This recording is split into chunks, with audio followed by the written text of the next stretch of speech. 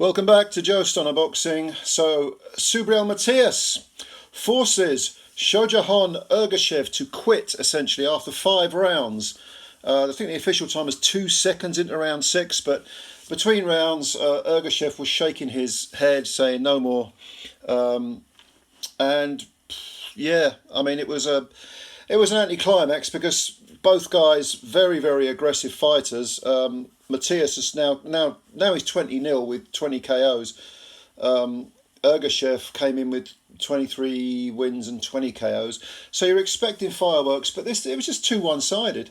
To start with, I mean, the first round, Ergashev came out. He's a southpaw. Matias is orthodox. Matias very high guard as normal. Ergashev went looking for him, but was strangely a little bit, probably not as frenetic as you would have expected in the first round. Maybe he had the idea that, or the thought in his mind that this was a 12-round fight. It was for the IBF supr-lightweight title, so obviously 12 rounds. And he thought, I've never been beyond 8, so I need to maybe pace myself a bit. But, you know, there is no, as we've said before many, many times, there is no substitute for experience. And he just didn't have that experience. He didn't know how to pace himself. So in the first round, he was a little bit, I mean, he was quite aggressive. Matias was just having a look at him and fired a couple of punches. But in the second round, Matias, it was very noticeable. Matias was walking forward, kind of walking down Ergashev, and Ergashev had to then fire punches. He had to fire salvos to keep him off, and Matias would not take a backward step. The mental pressure he was putting on Ergashev was extremely noticeable, even by, you know, this is the second round. I mean, so early in the fight, it was really noticeable that Ergashev was kind of being forced at a pace he didn't like. And, you know, very stand-up guy, Ergashev, fires the backhand a lot, but likes to sort of land his power with a bit of space between them. And Matias wasn't giving him any space at all. He was on him. He was putting it on him, grind him down. It was as we always say, the water on rock effect. By the third round, Matias had really started to let his hands go, and the writing was almost on the wall. Even as early as the third round, he was clocking Ergashev quite regularly. Ergashev was, again, firing punches back, but they were having no effect at all on Matias, thanks to his very high guard.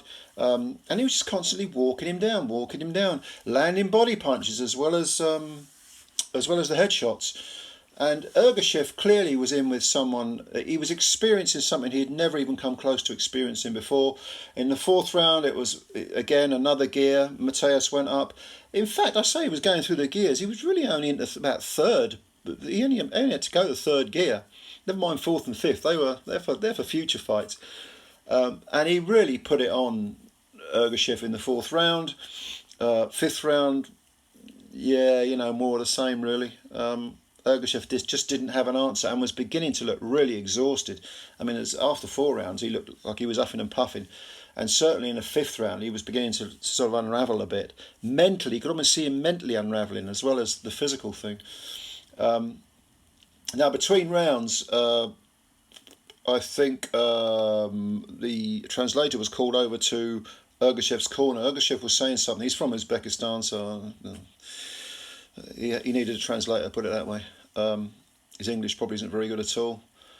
And you did see him shake his head and say, no more.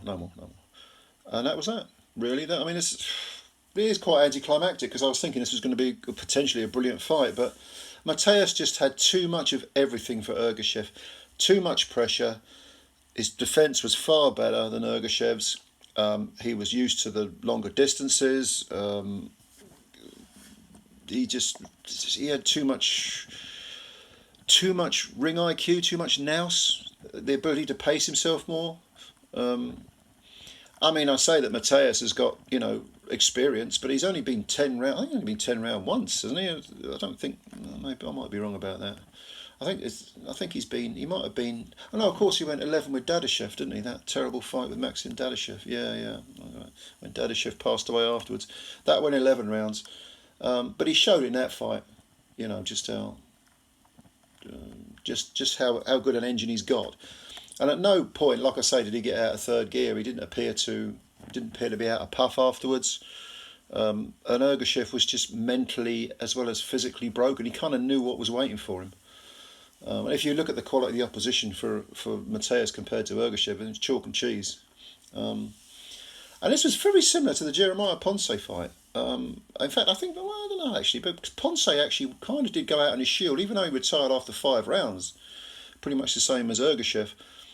He at least, was putting it on Matias. Whereas, and he didn't seem to be sort of mentally unravelling. It's just that Matias got to him physically.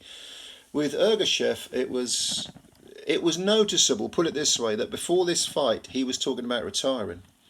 Never a good sign, is it? But anyway, still the IBF super lightweight champion is Subriel Matias, stopping Ergashev after 5 rounds, a 5-round retirement essentially. So what did you think of the fight? Were you disappointed? I was a bit disappointed, to be honest. Where do you think Matias is going from here? He's only 31, still got a few years left yet, and looking really, really imposing, really, really good. He's now 20-0 with, well, no, 20-1 actually, with 20 KOs. Yeah, I mean, the only loss in his record was a 10-rounder to Petros Anyon, and he avenged that with a 9th round stoppage. Was it 2 years later? 2 years. I think 2020 was the first fight. 2022 was the second fight. Yeah. So he's mopped up his record. 20 opponents, and he's beaten a lot of them, all by stoppage. What do you think? How good can this guy be? What about unifications? Who would you like to see him fight next? All your comments below. I'll have a look at them. And as usual, thanks for your time. Subscribe to the channel if you're new. That would be a big help to us. And also, if you could hit the like button, give me a little poke. Go on. It makes sense.